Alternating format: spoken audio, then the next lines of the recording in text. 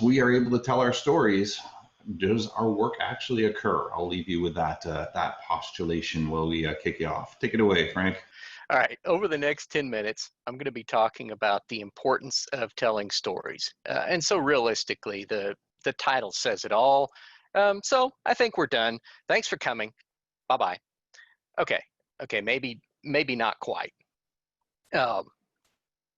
First, a little about me in case you didn't see yesterday. And I spent several years doing digital forensics and incident response consulting, where I got to talk to lawyers a lot. I moved from there to corporate in financial services. I ran our security operations team for several years. I got to talk to lawyers a lot. I got to talk to business leaders, C-level, HR. And now I'm with Red Canary, and I lead our search training program. So from past experience, trying to explain technical concepts to non-technical people, a lot of that translates over into my current role, where I also get to work with sales staff and others that are in non-technical or different type of technical roles to help them understand how our detection process works. And believe it or not, this often involves telling stories. Okay, so what happens when you take a bunch of, as our CERT VP affectionately says, navel gazers, right? And he's one of us, so he gets to say that. But what happens when you get a bunch of us together in a room? And the answer is pretty much nothing. I mean, if we know somebody in the room, we may go talk to them. And if enough of us know the same person, or some of the same people, an actual conversation may occur with many people. But that's when we're with our tribe, right? What do we do when we want to share information with others? And how about others that are not our tribe? Others who are not technical, like lawyers, like business leaders. What do we do in those types of situations? Now, it's probably not etymologically sound, but I've been told that there's a reason that history has story in it. Using stories to share information, occurrences, and relate to one another as humans has been a core part of every culture throughout, well, history. And this is certainly anthropologically sound. There, I've gotten my quota of big words out of the way for today.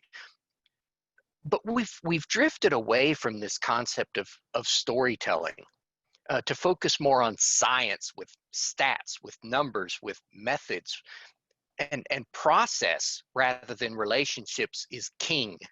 And history has become a dull and boring textbook. Now, Nigel Tranter, who I list here, is a Scottish author. He mostly historical novels, but just novelizing history, right? Not novels from a standpoint of fiction, but from making history interesting, making it passionate, making it exciting rather than dry and boring. He really felt like that was important. History is the story of our lives, of nations, and it's something to be experienced, something to be felt. And with that, we're going to go back in time to highlight a couple of talks from the SANS DFIR Summit of 2017. Now, I was there at the summit in person. I'm one of the people that kind of got mentioned earlier, I guess, that like I'm always there, right? That's the conference that I live to go to every year. And I have about 150 lines of notes from that two-day conference. Fred Kaplan gave the keynote about dark territory. It was really incredible.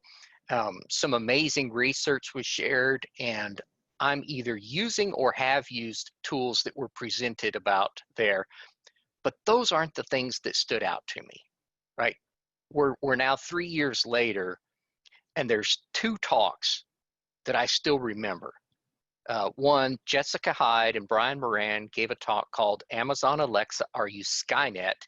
And Tim Ball gave a talk called The Forensics of Plagiarism, a Case Study in Cheating. I want to showcase these because they used elements of storytelling. And as a result, they've stuck with me more than any other talk at that conference.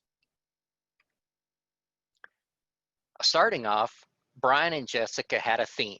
And for the sharp eyes there, you see Lee Whitfield lurking in the background, grinning, kind of maniacally, perhaps. Anyway, I know these people, right? They're part of my tribe. And Brian and Jessica are very high energy, engaging speakers. They're popular within the community, and they're well known and well liked by many. Either one on their own gives a great talk. Together, it's a thing of legends. But this talk wasn't very much for me, right? I don't mean that in a negative way. It was just the topic of it, it was not that applicable for my line of work, for the type of research that I do. So from that perspective, it wasn't that much of an interest. Although it did do more to convince me that I don't want IoT in my home. But Brian told a story. And I think this picture says it all, right? Most people sit on a couch. Brian apparently stands on the couch, on the back of the couch, to turn off a light. And this was early on in the presentation, right? This kind of set the stage for everything else. Now, as it turns out, that aforementioned light was his impetus for going IoT. Apparently, it was over a stairwell, over a drop to impending doom. And maybe that doesn't sound like a huge deal, but as Brian noted in the talk, he was concerned about a scenario in which he might have consumed too much alcohol, put on a horse head mask and an adult Lego Unikitty onesie, and climbed up on the couch to turn off the light. Okay, maybe I added the mask and the onesie for effect, but if you know Brian, you know it's not entirely out of the question. The point is, that light is what got him started on the path. And once he was putting in smart bulbs, he wanted to figure out what information might be collected, stored, potentially exposed by the controlling applications. And that led to collaboration and research that was shared in this talk. And I remember that, even though, note, like I said, this talk, the topic wasn't a thing for me. It wasn't an interesting thing. But him sharing that story is what made it memorable, even years later. Now, this is the title slide from the next example. And as you can see, it looks nothing like the previous one. For one thing, there's no Lee Whitfield. This has the look and feel of a white paper, right?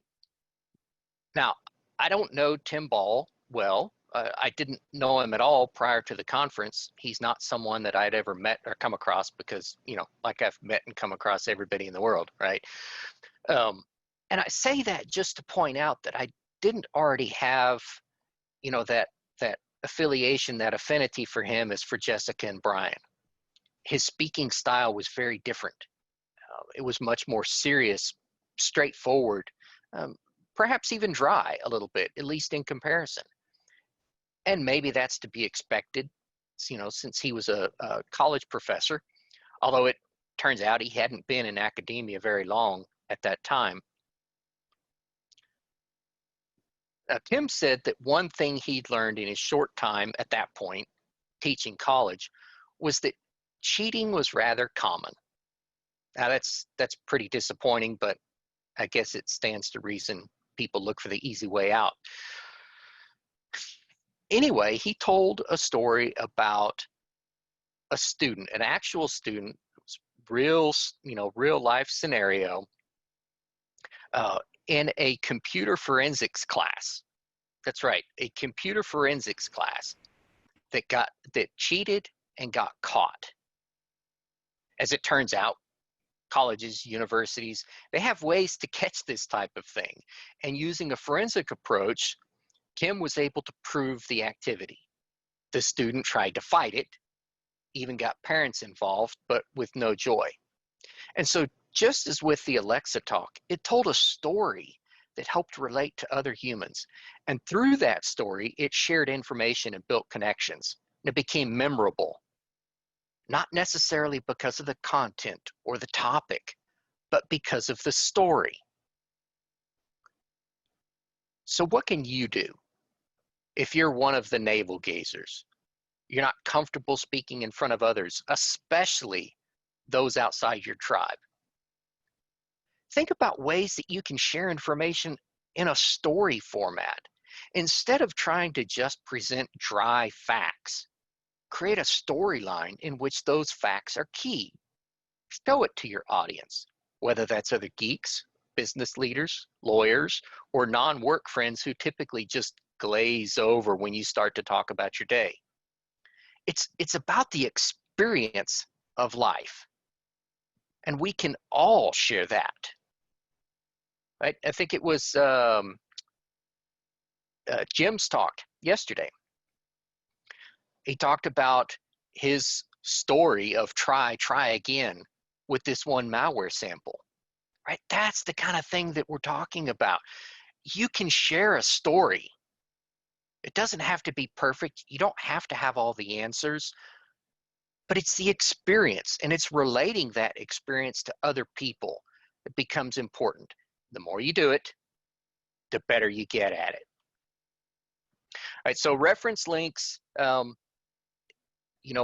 some of the stuff here, pointing back to the SANS archive and whatnot, and just a little article that I thought was interesting about storytelling and kind of the importance to society on that. And that's it. So thank you all very much, and hope you enjoyed it.